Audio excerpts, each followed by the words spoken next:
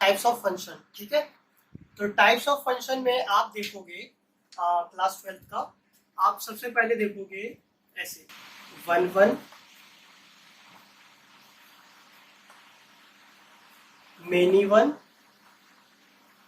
और on to, ठीक है। अब देखो 1 1 को हम इंजेक्टिव भी कहते हैं, ठीक है। अगर कोई फंक्शन 1 1 होगा तो दैट मीन्स कि वो इंजेक्टिव फंक्शन है। अगर कोई फंक्शन ऑन टू होगा तो उसे हम सर्जेक्टिव कहेंगे, ठीक है। तो ये दो चीज अभी पता है। अब देखो 1 1, मेनी वन और ऑन टू कैसे पता करते हैं। लेट्स से कि आपका इधर x है, इधर आपका y, ठीक है। इधर भी सेम चीज कर लो, इधर भी।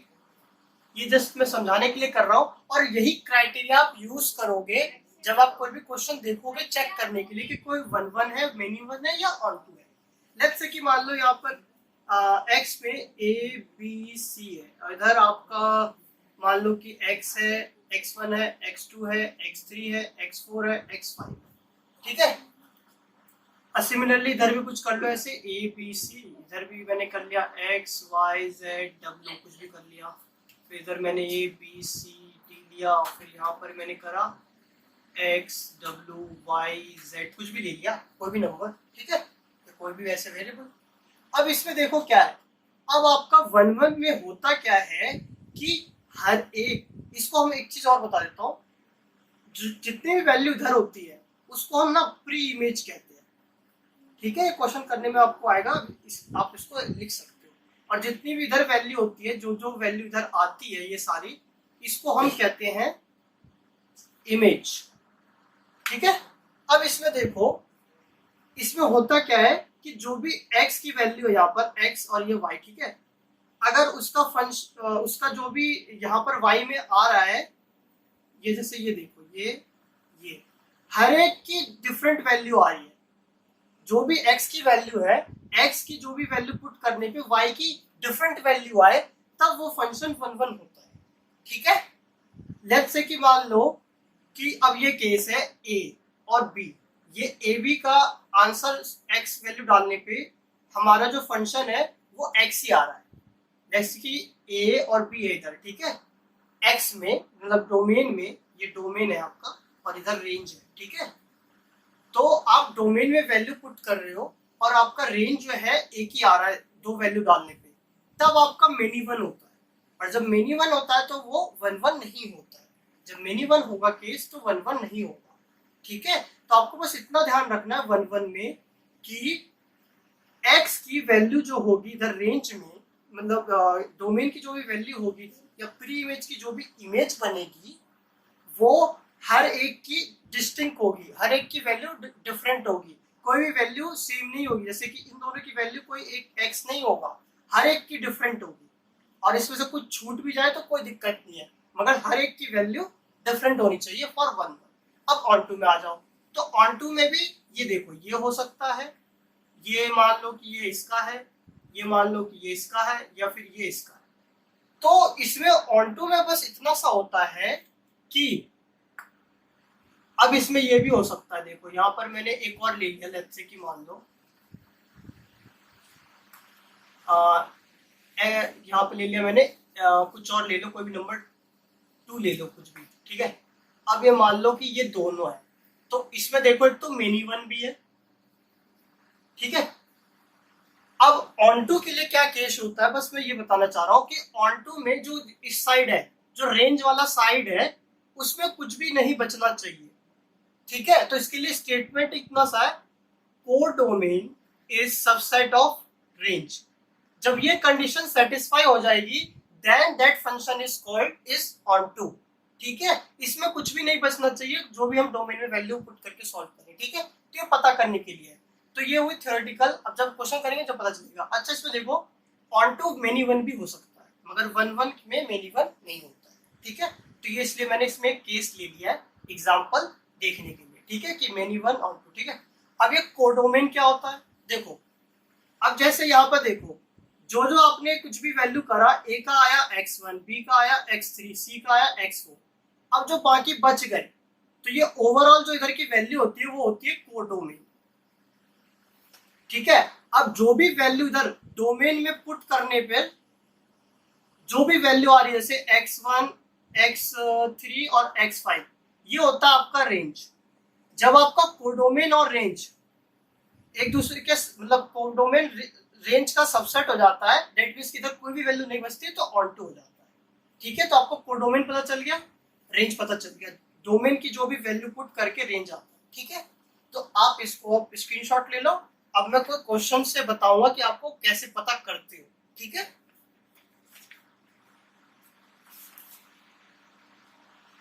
आपका शायद एनसीईआरटी में क्वेश्चन नंबर ये 2 होगा। ठीक है, तो इसमें आपका देखो सिंपली मैं डायरेक्ट लिखता हूँ कि आपका फंक्शन गिवन है एक्स स्क्वायर, एक फंक्शन है आपका। अब इसी में पहले सारे केस ले लेता हूँ मैं। ठीक है, तो आपका ये जो फंक्शन है आपका एफ एक्स है एक्स स्क्वायर। ठीक है, और ये आपका दे रखा है यहाँ पर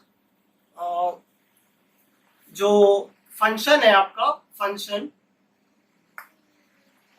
सच दैट केस दे रखा है पहला आपका रियल टू रियल, और फिर इसी का सेकंड पार्ट या थर्ड पार्ट बना हुआ है वो मैं लिख देता हूँ आपका यहाँ पे z टू z इंटीजर है, फिर आपका ये है n टू n मतलब नेचुरल है। ठीक है, तो अब आपको देखो करना कैसे होता है इसमें।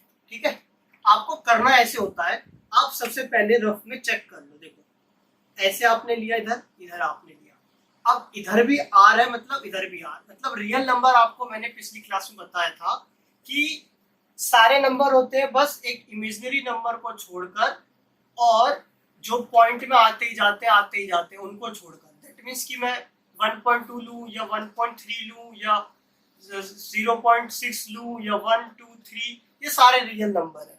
तो रियल नंबर में सारे नंबर एक तरह से आ गए। तो अब इसमें देखो कि आपने वैल्यू पुट करी, लेट्स से कि आपने रियल नंबर में -1 पुट करा, तो आपकी वैल्यू कितनी आएगी एक्स स्क्वायर पे? 1 आएगी। अगर 1 पुट करते हो तब भी 1 आती है। तो मुझे ये बताओ कि दोनों से 1 ही तो आई, तो ये आपका कौन सा केस बन गया? मेनी 1 का। और मैंने आपको कहा था जब मेनी 1 का केस बनेगा तो वो 1 1 नहीं होगा, है कि नहीं। अब आ जाओ दूसरे पे, हमने 1 1 तो चेक कर लिया, दैट मीन्स कि वो एक तरह से इंजेक्टिव नहीं है। अब उसको लिखना कैसे वो भी मैं बताऊंगा, पहले चेक करना सीख लो। इंजेक्टिव नहीं है। अब आ जाओ ऑन टू के लिए। अब इसमें देखो अगर आप कोई भी वैल्यू इधर नेगेटिव लेते हो, लेट्स से कि 2 लेते हो, क्योंकि स्क्वायर किसी का भी करोगे तो उससे जो भी वैल्यू आएगी इधर, क्योंकि देखो कैसे करोगे, f x equal to x square, आपने -1 पुट करा x की जगह, तो ये कितना आया आपका -1 का प्लस का 1, फिर आप f1 पुट करते हो तो ये कितना आया, ये आया 1। तो आप देख रहे हो दोनों पे वैल्यू कितनी आ रही है, 1 आ रही है। ठीक है, -1 पे भी 1 पे भी। ठीक, तो आप इसमें देखोगे कि अगर आपका ये जो साइड है आपका कोडोमेन साइड में जितनी भी नेगेटिव वैल्यू है उसकी कोई भी प्री इमेज नहीं बनेगी। ठीक है, जितनी भी नेगेटिव वैल्यू उसकी कोई प्री इमेज नहीं बनेगी, तो ये आपका सब्जेक्टिव भी नहीं होगा। ठीक है, आप इतना सा स्क्रीनशॉट ले लो समझने के लिए। अब मैं इधर लिख देता हूं कि आप इसको लिखोगे कैसे।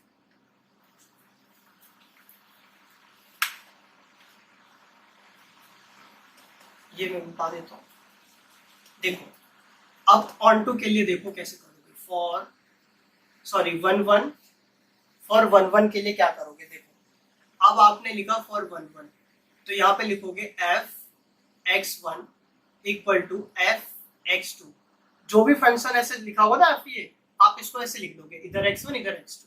अब इसकी वैल्यू लिख दो, इधर x1 का स्क्वायर x2 का स्क्वायर। अब x1 की वैल्यू इधर से निकालोगे तो ये इधर जाके रूट हो जाएगा x2 का स्क्वायर, ये से ये कट जाएगा, इसकी वैल्यू आएगी एक बार प्लस की x2 और एक बार माइनस की x2। ठीक है, तो आपका कंडीशन होता है फॉर 1 1 कि x1 इक्वल टू x2 आना चाहिए। यहाँ मैं लिख देता हूँ इधर x1 इक्वल टू x2 आना चाहिए फॉर 1 1, जो कि नहीं आया।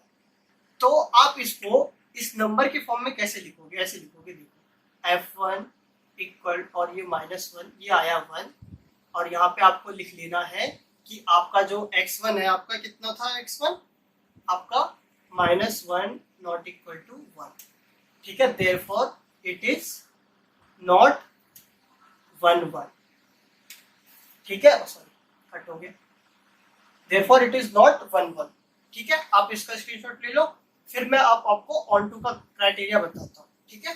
यही क्राइटेरिया रहेगा, ठीक है। अब मैं दूसरा बताता हूँ, देखो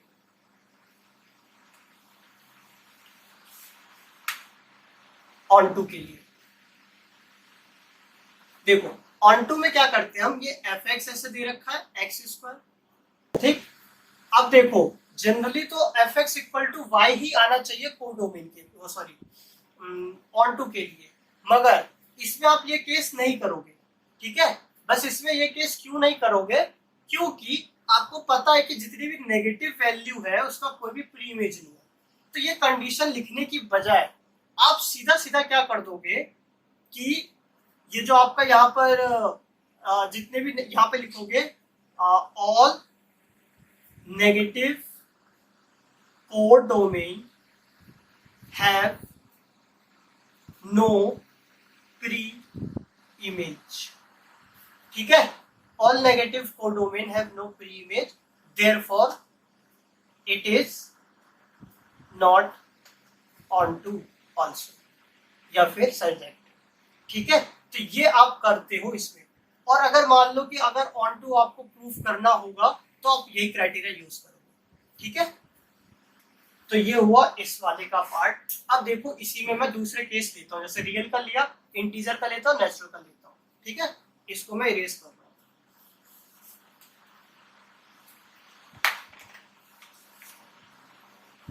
देखो अब इसमें अगला जो है आपका क्या है, इंटीजर टू इंटीजर। तो यहाँ पर है आपका z और यहाँ पर भी है z।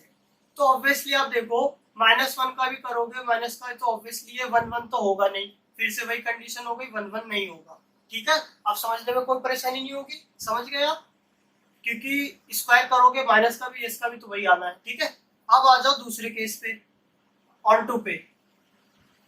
ऑन टू पे भी करोगे तो इंटीजर मान लो, लेट्स से कि आपने इंटीजर, इसमें देखो इधर भी तो नेगेटिव नंबर आएगा, तो इधर जितने भी नेगेटिव नंबर है तो नेगेटिव इधर नेगेटिव नंबर का तो कोई इधर प्री इमेज बनेगा ही नहीं, ठीक है, क्योंकि इधर नेगेटिव नंबर कोई भी आ ही नहीं सकता है कि नहीं।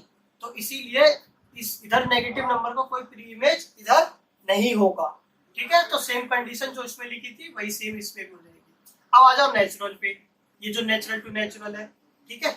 तो इस नेचुरल टू नेचुरल में ये कंडीशन आ जाती है, बस ये देखो इतना कि आप माइनस में नहीं ले सकते, लेनी है तो आपको प्लस की लेनी पड़ेगी। तो 1 लोगे, 2 लोगे, 3 लोगे, 4 लोगे, कोई भी नंबर ले लो। जैसे 2 लोगे तो 2 का कितना आ जाएगा 4, 3 का 9, 4 का 16। तो आप देख रहे हो हर एक की वैल्यू आ रही है कि नहीं आ रही है, हर एक की वैल्यू डिफरेंट आ रही है कि नहीं आ रही है। तो इस केस में आपका आप ऐसे लिख दोगे f1 इक्वल टू f2, ठीक है, sorry f1 equal to 1, f2 equal to 4। तो यहाँ पर आप लिख दोगे कि आपका ये जो x1 है इक्वल टू x2 है, ठीक है।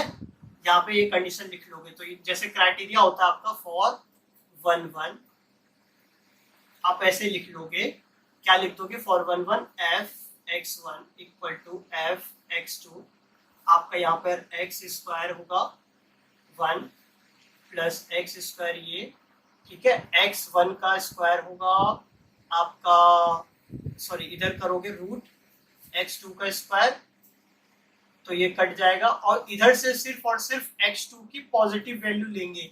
दो वैल्यू होगी, एक माइनस की और एक प्लस की। माइनस की क्यों नहीं लेंगे, क्योंकि नेचुरल नंबर नेगेटिव नहीं होता है, इसीलिए पॉजिटिव लेंगे। तो इसीलिए x1 इक्वल टू x2 इसमें हो रहा है, या 1 इक्वल टू 4 ऐसे कर रहे हैं। तो ये 1 1 का कंडीशन सेटिस्फाई कर रहा है, क्योंकि यहाँ पर ये 1 इक्वल टू 4 है, ये नहीं कि 1 4 के इक्वल हो गया, इधर भी नेचुरल नंबर इधर भी नेचुरल नंबर, ठीक है।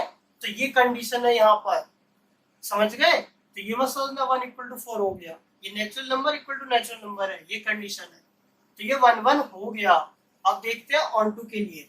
अब ऑन टू देखो, आप साफ साफ देख रहे हो कि यहाँ पर अगर मैं ले लेता हूँ, लेट्स से कि यहाँ पर 2 है 3 है, अब ये 2 3 का मैं इधर करूंगा तो इसका पॉइंट में कुछ आएगा 2 3 का, क्योंकि ये देखो ये एफ एक्स इक्वल टू क्या है यहाँ पर एक्स स्क्वायर है, तो ऑब्वियसली ये y है ना, तो y की वैल्यू मैंने क्या इधर ली है यहाँ पर 2 ली है, तो ये x की वैल्यू अगर मैं निकालूंगा तो रूट 2 होता है 1.41, है कि नहीं। तो अब मुझे बताओ इधर तो मैं पॉइंट में ले सकता हूँ क्या, बिल्कुल नहीं ले सकता, क्योंकि नेचुरल नंबर पॉइंट में आते ही नहीं है। तो इसमें ये स्टेटमेंट लिख दोगे, इतनी सी statement, for onto codomain is not subset of range, ठीक है, codomain is not subset of range, ये नॉट लग गया सबसेट का sign, therefore it is not onto, therefore it is not onto. तो onto के लिए condition वही रहती है, और फिर यहाँ पर ये लिख देंगे, मतलब यही लिख देंगे, और फिर उसके बाद बस हो गया। तो इसमें लिखना हो तो लिख देना कि जो तुम्हारा F3 है, ठीक है, या कह लो हाँ F3 है, या फिर कह लो F2 है, उनका कोई प्री इमेज नहीं है, बस ये स्टेटमेंट लिख दिया करो। जो नंबर इधर इमेज में है ना उसकी कोई प्री इमेज नहीं है, तो बस इसमें ये लिख के इसमें बस लिख दिया करो ये फंक्शन एंड ये function does not have pre image, बस फॉर एग्जांपल करके उस वाले केस में भी ऐसे कर दिया। तो आपने इसमें ये देखा कि आप इससे ये कंडीशन पता कर सकते हो कि अगर x की पावर इवन होगी, या x पावर 4 कह लो, या 6 कह लो, या 8 कह लो, सबके लिए यही कंडीशन रहेगी। तो ये आपको एक तरह से फॉर्मूले की तरह लिख सकते हो कि अगर x की पावर इवन होती है, ये कंडीशन के लिए क्या क्या होगा। जैसे नेचुरल नंबर के लिए 1 1 होगा, ऑन टू नहीं होगा, बाकी रियल और इंटीजर वाले में तो कुछ नहीं होगा, ठीक है। तो ये कंडीशन आप लिख सकते हो, एक एमसीक्यू की क्वेश्चन में आता है तो आपको ध्यान रहेगा, ठीक है। अब मैं इसको मिटाता हूँ, अब दूसरा इसमें लेता हूँ क्यूब वाला, ठीक है। तो दूसरा क्वेश्चन आपका ये वाला था, ठीक है। तो दूसरा क्वेश्चन में आप देख रहे हो यहाँ x की पावर 3 है, फिर हम चेक करते हैं नेचुरल से, नेचुरल टू नेचुरल और integer to integer, real to real, ठीक है। ये आपके साथ क्वेश्चन एनसीईआरटी में है नहीं, मैंने अपने वजह से लिया, या आरडी शर्मा में होगा कहीं। तो अब इसमें चेक कर लेते हैं, देखो आप ये रहा और दूसरा ये रहा x और ये रहा आपका y, ठीक है। तो अब इसमें देखो आप अगर -1 लेते हो, अच्छा पहले नेचुरल के लिए है ना, -1 तो लोगे नहीं, सॉरी 1 लोगे तो 1 आएगा, 2 लोगे तो 8 आएगा, 3 लोगे तो 27 आएगा, 4 64। तो आप देख रहे हो सबकी वैल्यू क्या आ रही है, सबकी वैल्यू डिस्टिंक्ट आ रही है, दैट मीन्स कि आपका क्या है 1 1 है, ठीक है। तो आप कंडीशन ऐसे लिख सकते हो f1 equal to 1, f2 equal to 8 and 1 equal to 8, natural to natural satisfied, therefore it is 1 1। अब यहाँ पर आप लिख दोगे जैसी कंडीशन होती है ऐसे, x ये f(x2) ये, फिर यहाँ लिखोगे x क्यूब 1, x ये, अरे यार x2 का क्यूब, फिर ये जब दूसरी तरफ जाएगा तो यहाँ पर आपका क्या हो जाएगा x1 इक्वल टू, दोनों तरफ से ये हट के x1 इक्वल टू x2, ठीक है। तो ये आपका हो गया 1 1 के लिए कंडीशन, ठीक है। तो ये आप यहाँ पे ऐसे लिख लेना फॉर 1 1, तो देयरफॉर इट इज 1 1 ऐसे करके लिख लेना, ये कंडीशन, ठीक है। अब आ जाओ इसका ऑन टू के लिए, इसको मैं इरेज करता हूँ।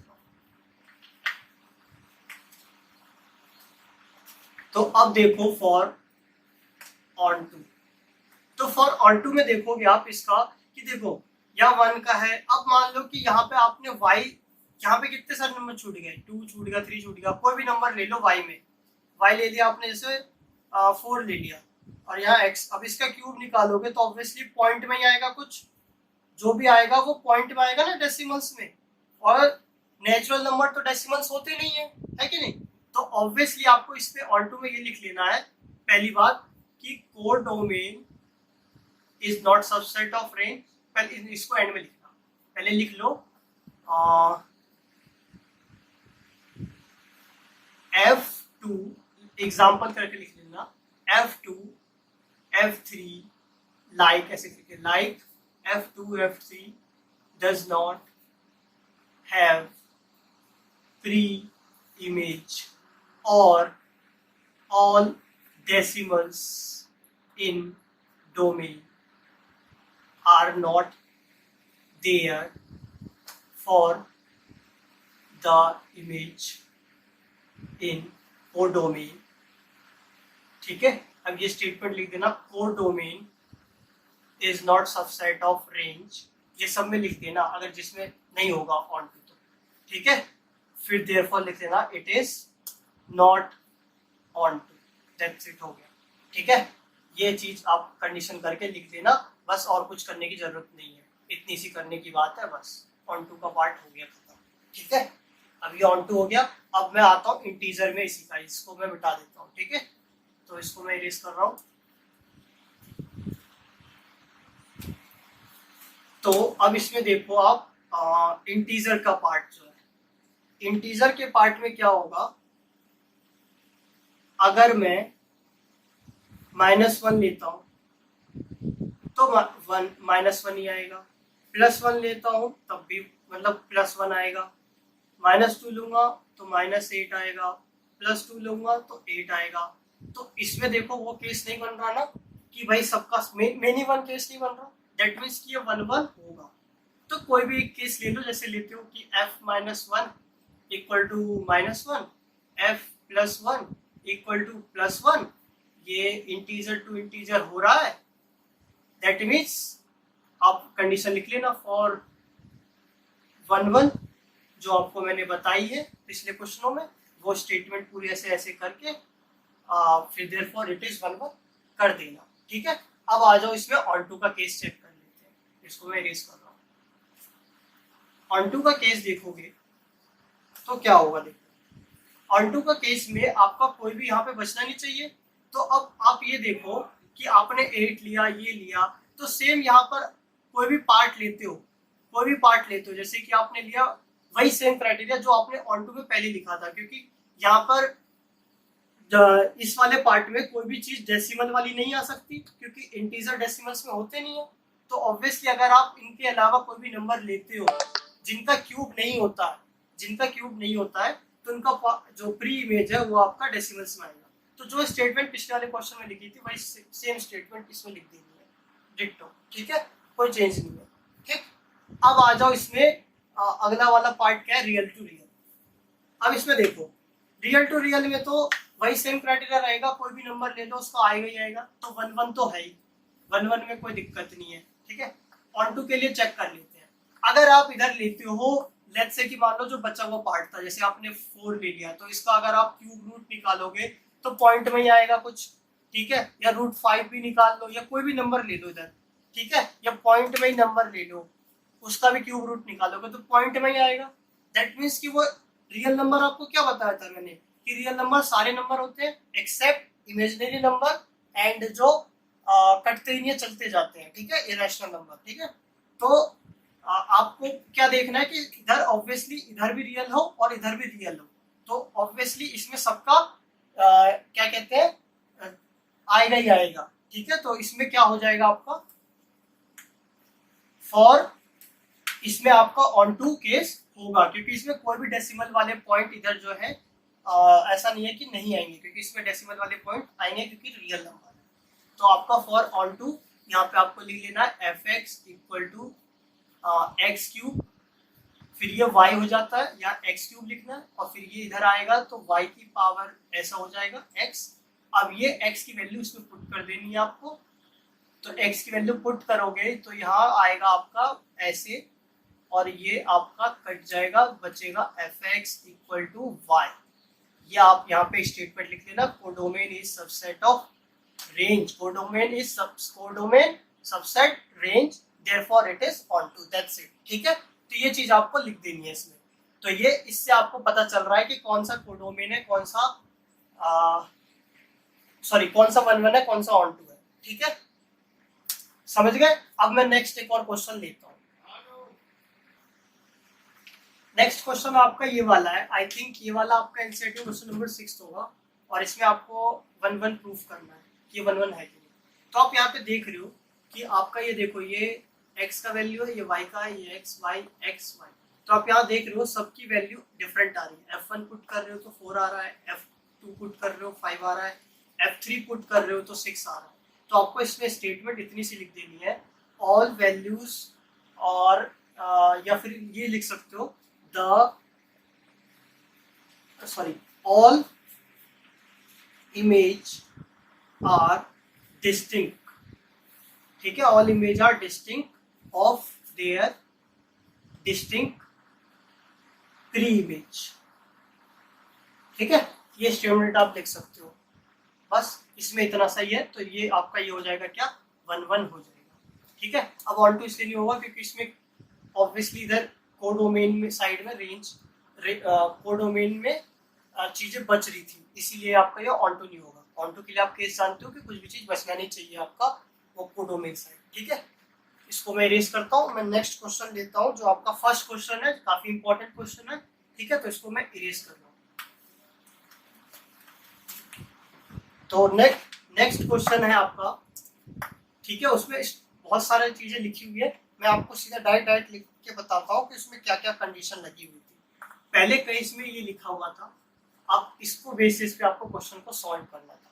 तो इसके बेसिस पे मैं अगर क्वेश्चन सॉल्व करूँ तो आपका क्या हो जाएगा, यहाँ देखो, यहाँ पर ये है, यहाँ पर ये। आप अगर यहाँ पर रियल टू रियल लेते हो तो अगर आपने x की वैल्यू 1 पुट करी, ठीक है, x की वैल्यू 1 पुट करी तो y की वैल्यू भी 1 आ गई। 2 पुट करी तो 0.5 आ गई। 3 पुट करी तो कितनी आ जाएगी, 1/3 डिवाइडेड बाई 0.33। दैट मीन्स अब देखो, अगर आप पुट करते हो यहाँ पर x की वैल्यू 0.5 तो काटोगे तो कितना आ गया, 2।